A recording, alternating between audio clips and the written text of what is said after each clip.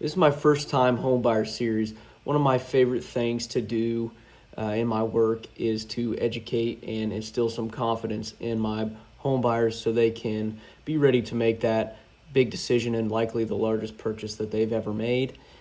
This first video is going to be just a general walkthrough of what you should expect in a very, very general transaction. There will be some differences in any transaction that we ever go through together, but this is just something that you should always expect to deal with. At the end, I will be doing a hat giveaway, so stick around and I'll give you the details then. All right, let's get into it then. The first thing that you need to think about is going to be, where is your funding coming from? Some people do cash, but odds are, if you're a first-time home buyer, you're going to be financing it through some sort of lender. So immediately, I would recommend that you sit down with this lender of your choice. I always encourage you to shop and choose, because this relationship is going to be crucial to getting this house that you want to buy to the closing table. We're going to need good communication from them and their dedication to our timelines as well. The reason I want you to sit down with them is so that you can get examples of different payments and different expectations at different price points. When you walk into a house, I like when you know going in that you could make it work. It's a lot more comfortable for me and you when you can put some sort of a number to it and you understand your finances and you have that confidence. Other than that, it also is important to sellers to see that you have proof and you have a pre-approval, so they know that you're not going to waste their time. You want to be taken seriously, and a pre-approval is one way to ensure that they know you're a good buyer. Now that you understand your situation and your finances, it's time to start looking for homes that you're interested in. And once we find those, that's when I'll start my preliminary information search. I'll get you all these documents here. The MLS sheet is going to give you a lot more info than what you see on Zillow or Realtor or Homes. And any other questions you may have, I'm happy to get those answers from the other agent. Usually I'll have to ask them for information not on any of these sheets, but what I have, I want you to have as well.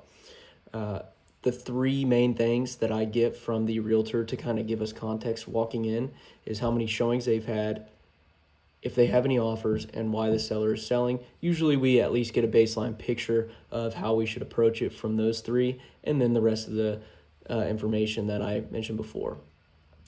These are really not stressful. You can walk it however you want. It can take 15 minutes. It can take an hour. It might take 2 minutes if you hate it. So really, there's no pressure there. A lot of people ask me if they're wasting my time walking it for a long time, but no, I love it when you're thorough, and I love it when you care enough to walk it a couple times, make sure that it's the right choice for you. Once you find that home that you are ready to offer on, we will very much consider the preliminary goals that we'll have already discussed.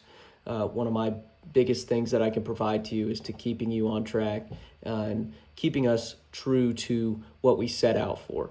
So along with that, I'll provide you my market expertise and all of my recommendations that I can make in making your offer, but it's just that, it is your offer. When I fill it out for you, I will fill out all your paperwork for you using all the official state forms. I very much encourage you to review them and ask any questions you have. I never want you to think there's a dumb question, because like I said, this is the biggest purchase you've probably ever made. No question is dumb when we're talking about that.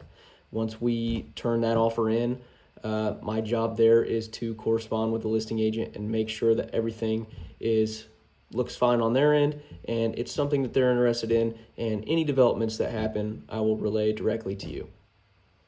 If the sellers like your offer enough to accept it, you're officially under contract, and that is great, but we do still have a lot of work to do. We will be on timelines, and that is one of my big jobs, is to make sure that those timelines are hit, and I prefer that they are hit well before the due date. You're actually hit with a deadline of earnest money within a week. That is a definition I'll get into more in the separate video covering this under contract period. But if you would like to talk about that beforehand, feel free to reach out. Other deadlines you may have are inspection response. That's a big one. Getting your homeowner's insurance locked up, getting your loan approval, other things. We really want to stay ahead of the game on these. It's so nice to have these done before they need done. The inspection is one of those mentioned deadlines, and it is an important one. And for some people, they make it a scary one. But we're going to be prepared. There's no reason to be intimidated by it. You just have to remember why you're sending them in the first place. How the process goes is you'll pay them. Usually it's all right to budget $500. It's not typically going to be that much because it's always better to budget more, but you're paying them that money to go and find any defects in the home so you know what you're walking into and what you're purchasing. It's nice to understand that. A lot of these times the reports are intimidating. They're around 70 pages sometimes. It's not all bad.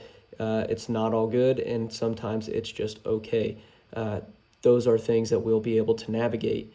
When we find those defects, it's kind of a negotiation period. We're able to ask for repairs. If they won't make the repairs, we're able to negotiate price or seller's concession. That's another term that you're going to want to watch for and understand in this situation. The appraisal is definitely different than the inspection. This is something that runs through the lender, and they do this because they want to make sure that their loan to you, which is an investment for them, is a good one. They don't want to loan you $200,000 if your home that you're wanting to buy is worth $150,000. It's not a good investment for them, and frankly, it's probably not a good one for you. The process is a little different. They're going to walk it and not as detailed look at the physical qualities of the home. They're also going to pair that with a market assessment. So it is a little bit subjective, and these values come in different for every appraiser, probably, honestly. If the value comes in at the value of your loan, we're good. If the value comes in higher than the value of the purchase price, we're great. If it comes in lower, you have 3 options and you're never stuck. That price just has to be made up, and we'll talk about that in the other shoot-off video. Once we are free and clear from the lender and the title company, we'll finally be ready to close on the house. And what closing is the time when you are granted possession and given the keys. Now, there are situations where you won't get possession during the closing, but those will be outlined well before in the purchase agreement or any amendments that come along with it. Before you actually go to your closing, you'll have an option. I usually recommend 2 days before closing to do a final walkthrough. Just do your final due diligence to check and see if everything that was agreed upon is in place. It's really a casual walk just to make sure everything that was agreed upon is there and in order. So the company that facilitates the closing is called the title company, and we're actually going to be in communication with them hopefully from the moment that we go under contract or as early as we can possibly get that ordered. And it's important that we have time and communication with them because they're going to be the ones facilitating the title search for you and ensuring that there are no liens or clouds on the home, which are really just third-party outside claims into interest in the home in the form of debt usually, or unpaid taxes, stuff like that. We'll get into more of those options in the closing shoot-off video. But to move forward with this is when you shell out and pay your money. This is when you bring your money to closing or wire it through.